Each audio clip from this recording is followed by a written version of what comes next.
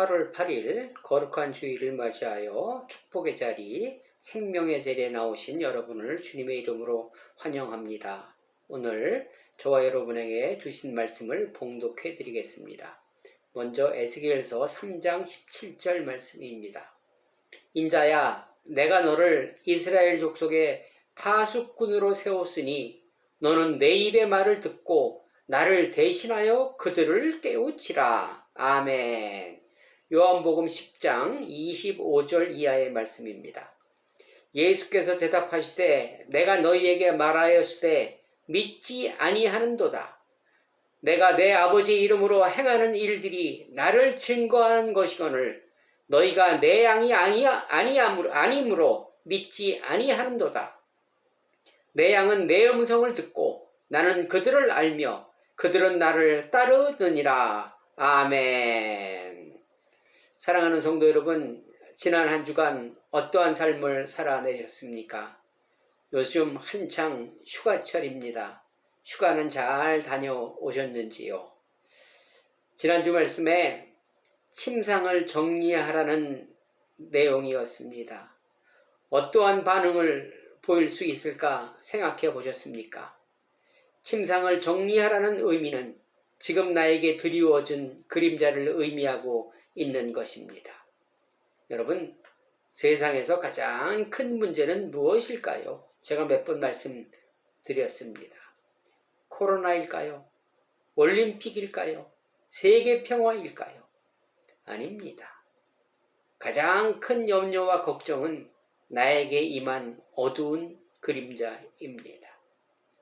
내 문제가 그 어떤 것보다 크고 두렵고 해결하기 힘든 문제입니다. 내 문제보다 더 큰 문제는 세상에 없습니다. 이러한 문제 앞에 두 가지 반응이 있습니다. 자포자기와 원망, 그리고 정면 돌파입니다. 여러분은 어떤 길로 가고 계십니까? 엘리 제사장은 자포자기를 하였고 히스기야는 평소에 선하게 행한 것을 기억하소서 하면서 주님 앞에 눈물로 호소하였습니다. 자식이 이기는 부모 없다고 하지 않습니까? 주님의 마음은 부모의 마음이기에 우리가 부러졌을 때, 잘못했다고 할 때 새로운 일을 행하십니다. 저는 미워도 다시 한번 끼리의 엘레이션을 택하고 있습니다. 에레미야 33장 3절 너는 내게 부르짖으라. 내가 내게 응답하겠고 내가 알지 못하는 크고 은밀한 일을 내게 보이리라 는 약속의 말씀을 붙잡고 주님이 기억하시는 선한 일을 하며 살아내려 노력하고 있는 중입니다. 그 선한 일 중 일부가 오늘 본문의 파수꾼 역할이라 생각해 보았습니다. 파수꾼은 무엇일까요? 국어사전의 의미는 개인이나 집단의 건강이나 사상 따위를 지켜주려고 애쓰는 사람, 이렇게 의미하고 있습니다. 한마디로 이웃에게 유익한 사람이라는 뜻일 것입니다. 성경에서의 파수꾼은, 오늘 본문에서의 파수꾼은 생명을 살리는 사람들이라고 저는 해석해 보았습니다. 생명을 살리는 사람들. 하나님께서 저와 여러분을 파수꾼으로 선택하시고 파수꾼으로 파송하셨습니다. 생명을 살리라고 파송하셨습니다. 파수꾼의 역할을 해달라고 저와 여러분에게 손 내밀고 계시는 것입니다. 내 왼손이 되달라고 말씀하고 계십니다. 파수꾼은 이웃을 위하여 존재하는 것이 목적입니다. 파수꾼은 하나님의 말씀대로 살아가려고 노력하는 사람들이지요. 너는 내 입의 말을 듣고 나를 대신하여 그들을 깨우치라. 파수꾼은 먼저 하나님의 말씀을 듣고 그것을 전하는 것이 파수꾼의 임무입니다. 창세기 26장 5절에 보니까 이는 아브라함이 내 말을 순종하고 내 명령과 내 계명과 내 율례와 내 법도를 지켰습니다. 이렇게 말씀하십니다. 그러니까 아브라함은 하나님의 말씀에 순종했던 사람이라는 의미입니다. 여기서 계명과 율례와 법도라는 그러한 단어가 나옵니다. 여러분, 이게 의미가 뭘까요? 제가 한번 정리해 드리겠습니다. 여러분은 어떻게 알고 계십니까? 이 계명은 절대적으로 순종해야 하는 명령입니다. 즉, 십계명 같은 이야기이죠. 토 닮으면 안 되는 일입니다. 이거 무조건 지켜야 되는 것이 계명입니다. 그럼 율례는 무엇일까요? 율례는 제사 지낼 때 지켜야 하는 규례들입니다. 이 레위기에 보면 이런 얘기가 많이 있지 않습니까? 화목제는 어떻게 하고 속건제는 어떻게 하고 이런 것이 쭉 있지 않습니까? 속죄제 이런 것을 율례라고 합니다. 그러면 법도는 무엇일까요? 법도는 사람과 사람들이 지켜야 될 기본적인 의무입니다. 이웃 간에 지켜야 할 인간 상호 간의 관계법을 의미합니다. 이것을 통틀어서 율법이라고 합니다. 율법은 613가지가 존재합니다. 그런데 우리는 살아가면서 이런 말씀을 지킬 때도 있고 지키지 않을 때도 있습니다. 사실 지키지 않을 때가 더 많지요. 왜 그럴까요? 그것은 아직 하나님에 대한 믿음과 신뢰가 없기 때문일 것이라고 저는 생각해 보았습니다. 이거 지켜도 뭐 그만이고 안 지켜도 그만 아니야? 이거 지킨다 그래가지고 뭐 즉각 이게 어떠한 일이 벌어지는 것도 아니고 그런 마음이 있습니다. 그리고 하나님의 말씀대로 살아가면 내가 생각하고 있는 것을 이룰 수 없다는 판단이 있기에 따라가는 척만 하고 있는 것이 있지 실상은 따라가지 못하고 있는 것입니다. 기독인으로 살아간다는 것, 파수꾼으로 살아간다는 것은 무엇을 의미할까요? 그것은 하나님을 믿고 신뢰한다는 것을 전제하고 있습니다. 믿음과 신뢰는 지금까지 보여주신 하나님의 열매를 보고 믿을 만하다, 신뢰할 만하다 하면서 그분께 나를 투자하는 것입니다. 예수님은 생명을 풍성케 하는 것을 기뻐하십니다. 예수님은 가난한 자를 돕는 것과 고통받는 자들의 결박을 풀어주는 행위를 기뻐하십니다. 그리고 우리가 예수님을 닮아가는 삶을 원하고 바라시며 그것을 위해 솔선수범하시며 우리를 도우시는 언제나 함께 하시는 분임을 믿고 좁은 길을 내 십자가 지고 따라가는 것입니다. 이것이 믿음의 삶이며 파수꾼의 사명이기도 합니다. 이 믿음과 신뢰와 사랑이 선행되지 않으면 믿음의 삶도 파수꾼의 삶도 요원한 것이 됩니다. 울리는 메아리와 꽹과리에 불과한 것입니다. 여러분, 주기도문에 우리에게 일용할 양식을 주옵시고 라는 말씀이 있습니다. 여기서 일용할 양식, 이 양식의 의미는 먹는 것만 포함된 것이 아닙니다. 여러 가지 의미가 있습니다.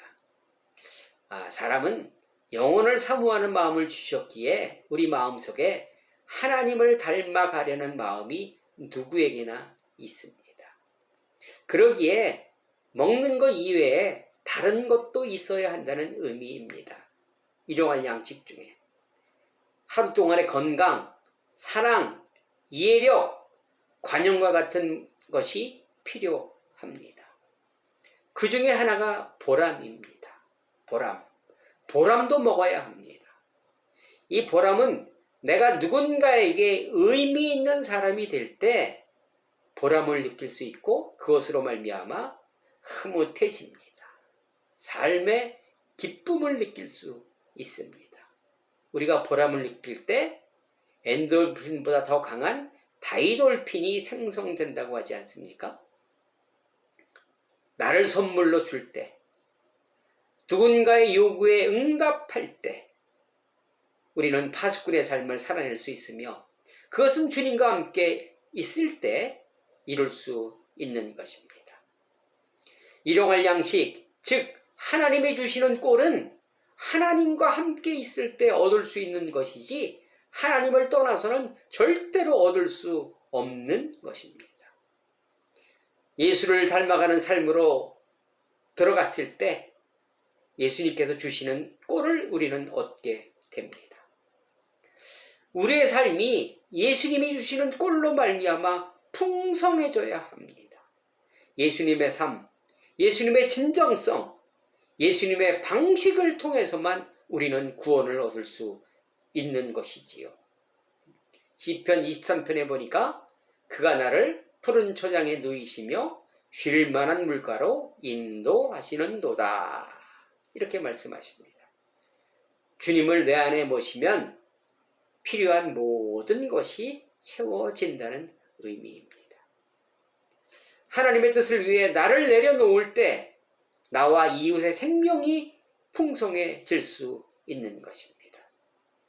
파수꾼으로 파송받은 우리는 짓눌린 사람들을 온전하게 하시는 모습을 보면서 믿음으로 반응해야 합니다. 생명을 온전하게 하시며 풍성케 하신 예수님의 열매를 보았기에 우리도 닮아가는 삶을 살아내야 하는 것입니다. 이웃이 나를 만났다면 생명이 전해져야 합니다. 그 생명이 맑아지고 깊어지고 생기가 돌도록 우리는 행동해야 한다는 것입니다. 나를 통해 이웃의 삶이 개선되는 것을 우리는 사명으로 삼아야 합니다. 그것이 생명을 살리는 길이기 때문에 그렇습니다. 그러나 현실은 어떻습니까? 우리를 보고 오히려 희망을 잃어가고 있습니다. 나를 보고 불쾌해지고 있다면, 구원받았다는 우리가 예수님과의 삶과 무관하다면 우리의 구원은 과연 온전한 구원일까요? 삶의 열매를 통해서 알 수 있습니다.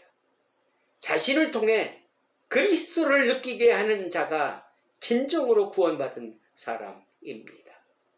우리는 이런 자리에 있어야 합니다. 그 자리가 바로 파수꾼의 자리입니다.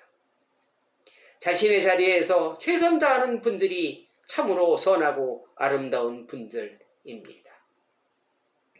요한복음에 나는 선한 목자라는 그러한 이야기가 참 많이 나옵니다. 여기서 이 선한 의미는 헬라어로 칼로스입니다. 아름다운, 탁월한, 진짜의 의미를 가지고 있습니다. 그러므로 선한 목자는 아름다운 목자라는 것입니다. 탁월하고 진짜의 목자라는 것입니다. 여러분, 아름답다는 것은 무엇일까요? 아름답다. 그것은 내 마음에 사심이, 내 생각이 쏙 빠졌을 때 우리는 내 마음에 하나님의 마음이 꽉 찹니다. 그럴 때 우리는 아름다워질 수 있는 것입니다. 내 사심이 없는 순수한 것이 아름다운 것이며 그 아름다움으로 오지에서 가장 가난한 사람들을 위해 고생하시는 선교사님들이 아름다운 분들일 것입니다. 그리고 현재의 위치에서 사심없이 묵묵히 파수꾼의 역할을 감당하고 계시는 여러분들이 아름다운 분들일 것입니다. 여러분, 지금의 교회가 위기라고 자꾸만 얘기하죠. 왜 위기일까요? 교회가 지금 어디에 박해를 받고 있습니까? 그렇지는 않잖아요. 그런데 위기는 우리가 십자가의 정신을 잃어버렸기 때문은 아닐까. 아름다움을 잃어버렸기 때문은 아닐까 생각해 보았습니다. 누군가에게 선물이 되기 위한 마음을 잃어버렸기 때문일 것입니다. 요한복음 10장 27절 내 양은 내 음성을 들으며 나는 그들을 알며 그들은 나를 따르느니라 이렇게 말씀하십니다. 양들과 목자의 역할을 정확하게 구분하고 있습니다. 양들은 듣습니다. 따라옵니다. 양들은 목자의 음성에 토달지 않습니다. 음성이 들리면 따라가는 것이 양들이 해야 할 일입니다. 또한 목자들은 그 양들을 일일이 살피고 하나하나 그들에게 알맞는 꼴과 영생을 책임져 줍니다. 파수꾼으로 임명받은 우리가 이러한 삶을 살아내야 되는데 그렇지 못한 이유는 혹 내가 하나님의 양이 아니라 그런 것은 아닌지 진지하게 생각해 보아야 할 것입니다.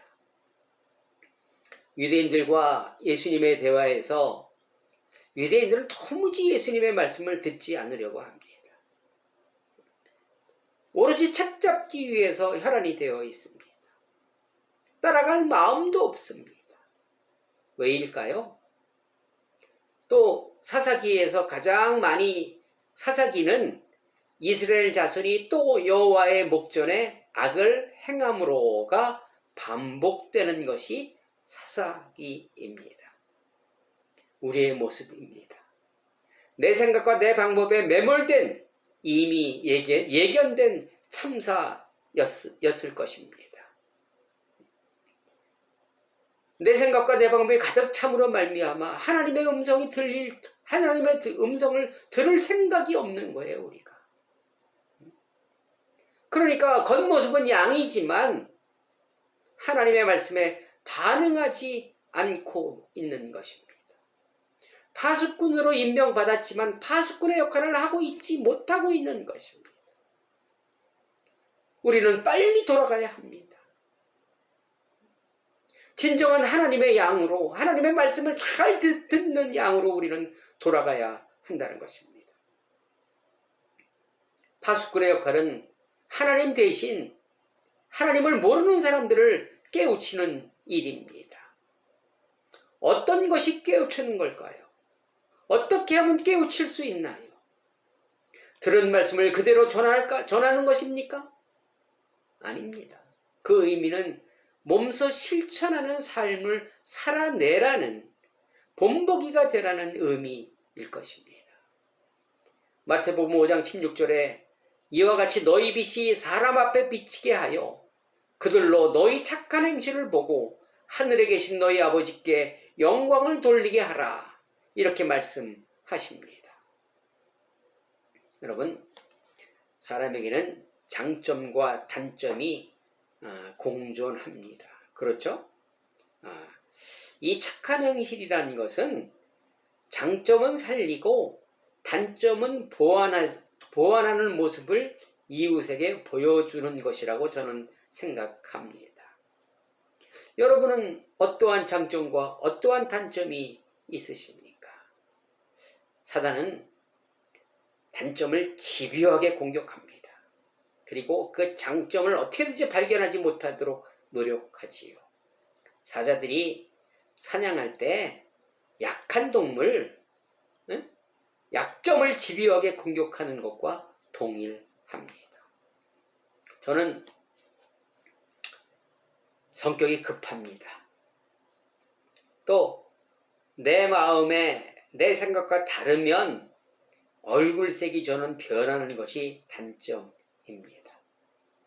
그리고 상대방이 상식에 맞지 않는 자신의 이익을 위해서 살아가는 사람들을 보면 그것이 당연하다고 생각하는 삶을 살아가는 사람들을 보면 막 속에서 화가 납니다. 사람이 어떻게 그럴 수 있어? 하면서 말입니다. 의분이 먼저 일어나면서 저는 목소리가 커집니다. 이러한 단점이 저에게는 치명적입니다.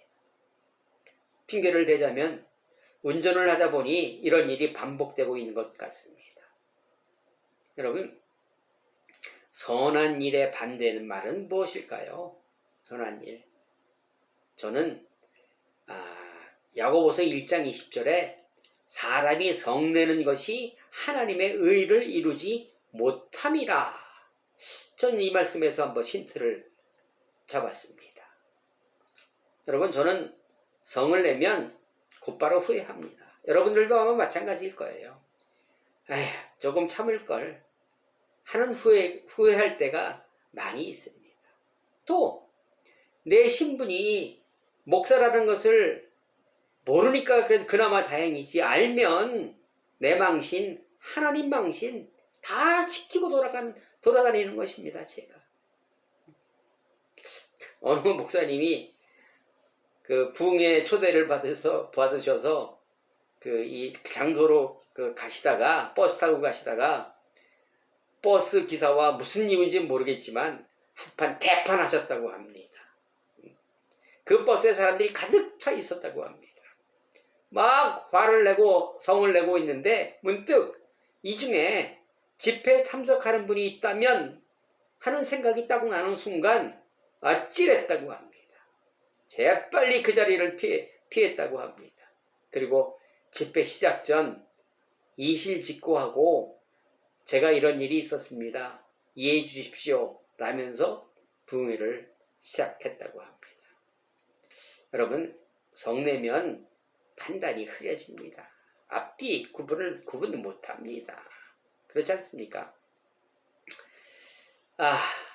참 사랑하는 성도 여러분,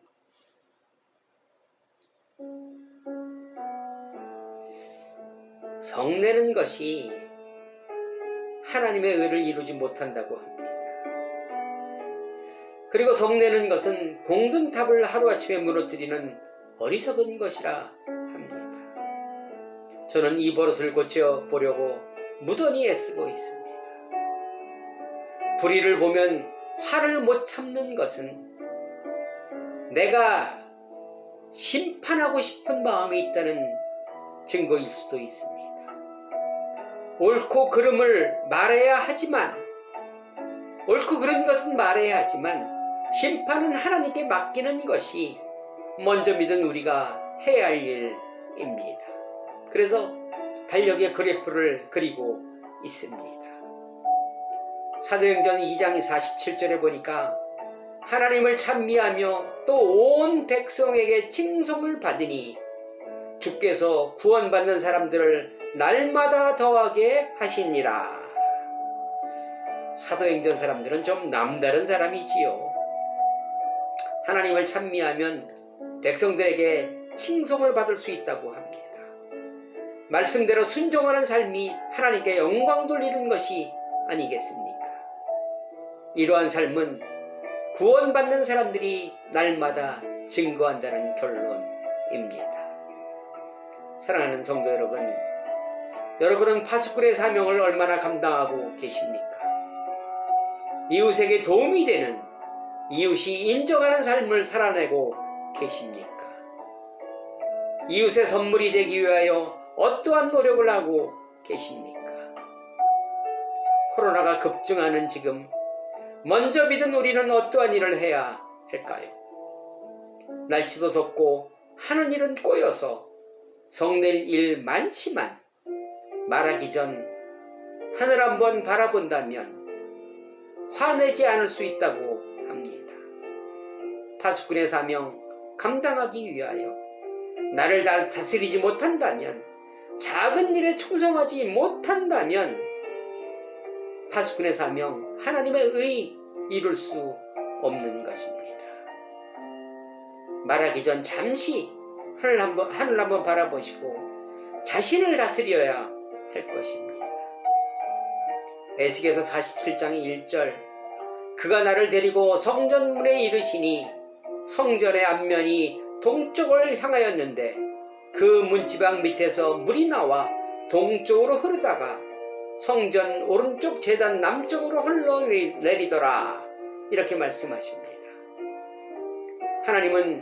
하나님께서는 지극히 작은 저와 여러분을 파수꾼을 불러 성전문에 먼저 이르게 하셨고 주신 생명수를 이웃에게 흘려보내 생명을 살리라 부탁하고 계십니다.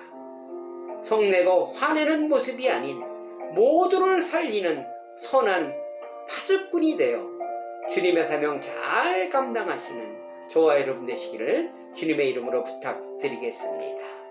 기도하시겠습니다. 사랑의 하나님 감사합니다. 제가 파수꾼의 사명 잘 감당하지 못하여도 하나님은 성내지 않으셨고 참고 기다리셨습니다. 나도 닮아가게 하시고 심판을 하나님께 맡기는 하나님의 말씀을 잘 알아듣는 하나님의 양이 되게 하여 주옵소서. 예수님의 이름으로 간절히 기도드리옵나이다. 아멘. 사랑하는 여러분, 한 주간 승리하시기 바랍니다. 참 어려운 일이 참 많을 텐데 우리가 참아야 합니다. 우리가 파수꾼의 사명 잘 감당해야 합니다. 한 주간 승리하시기 바랍니다. 사랑합니다. 다음 주에도 뵙겠습니다.